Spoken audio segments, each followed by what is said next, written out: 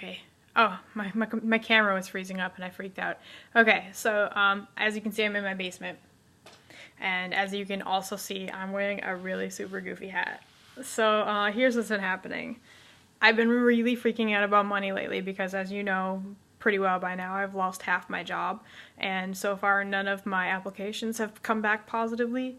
Just to sort of fill you in on the situation here, where I live, jobs are very hard to come by, and it's a seasonal sort of touristy resort town. So all the jobs happen in the summer, and all of the jobs are seasonal. Trying to find a job here in the middle of winter is like trying to find a unicorn. So I'm not feeling very hopeful about that. The good news is, and it's not really good news, but I heard that one of my coworkers just transferred, so I might actually have temporarily some extra hours, and that'll be nice. But basically, my paycheck is half the size that it's used to being, and I'm really concerned I can't even do things like make rent. This month I'm going to be okay, but next month I'm like terrified. So why I'm wearing this goofy hat and why I'm in my basement is because in the meantime, I've tried to come up with creative ways to try to make money, and obviously one of them was to write novels. But as you know, that's a slow process and looking slower every day. So I could try to self-publish something just to get something out there, but it still takes a lot of time. So the idea that I came up with was to make these fantastic Pokemon hats. So in case you don't know your Pokemon, this is Magikarp. It needs eyes and a big old mouth here. But it's basically this dopey looking fish from Pokemon that is one of the first ones that you run across, and it's completely useless, and it doesn't even learn any moves you can use in battle. So I decided I was going to make these Pokemon hats. And over Christmas, my aunt gave me her spare sewing machine that she only used once and didn't really want. She asked me if I wanted it, and I was like, totally yes. And then I took it with me to Christmas with Brad's family over the holidays, and I asked her to teach me how to use it. She taught me how to use it. So then I was like, well, I'm going to make these Pokemon hats. And when I make enough of them, I will sell them on Etsy. It costs me very, very little to make with the materials, and as long as I'm fairly good at it, which it looks like, you know, it's a functional hat and it keeps my ears warm. So I can at least sell it for something, I think. Hopefully people will want them. I can do this in my spare time at the same time I'm listening to audiobooks, which is the same thing as reading. So now I can read books, which was one of my New Year's resolutions, arts and crafts time, and try to make money at the same time. So that's my plan. So I'm sitting here lost in my world listening to Celia Friedman's Cold Fire Trilogy on audiobook, sewing hats, and I think to myself, you know, I haven't checked my email in a really long time. Wouldn't it be like just the perfect story if I was sitting here slaving away at my sewing machine trying to make money when I finally got my offer of representation? So I go in and check my email, and sure enough, there's an email there, and I got really excited, and I was like, yay! Open it up, another rejection. So poo. The funny thing is it was supposed to take 2 to 4 weeks and it only took 2 days, so I'm not sure if that's a really good sign or a really bad sign. The email had said, hey, well, I mean, I'm not going to read it to you word for word because then you might know who it is. Maybe not, maybe. But it sounded like she really wanted to like it and didn't. Boo. Oh well. I went upstairs and I was talking to my husband and my roommate about it. My roommate is currently reading it right now, and I was like, it's starting to sound like my beginning is boring, because it seems to be like that's what's turning away the agents. But the moment that left my mouth, my roommate was like, your beginning's not boring, and I was like, oh good.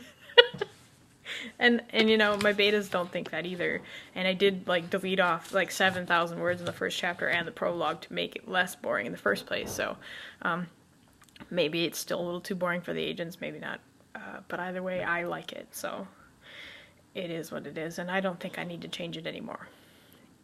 Tweaking, yeah, but completely doing away with it and starting somewhere else, I'm not feeling it. So unless someone picks it up and says, Sam, I love this, what? I need you to change this. I'm totally on board with that. Whatever I gotta do to make you happy, agent people, I'll do it. But that's where I'm at today. Today, earlier, I met up with some Rymos, and we've been discussing this pet project of ours, and I'm not going to go into details, but it's another one of those things that people fantasize about when they don't have money and need it. So I did that, and I ran some errands. I moved money around the banks so that way that when the rent check came out, we didn't overdraft. And so currently I am reading and sewing hats. So if you like my hat, see, it's a fish, it's got a tail. And it's eventually going to have eyes and lips. And it's a Pokemon named Magikarp. Look him up.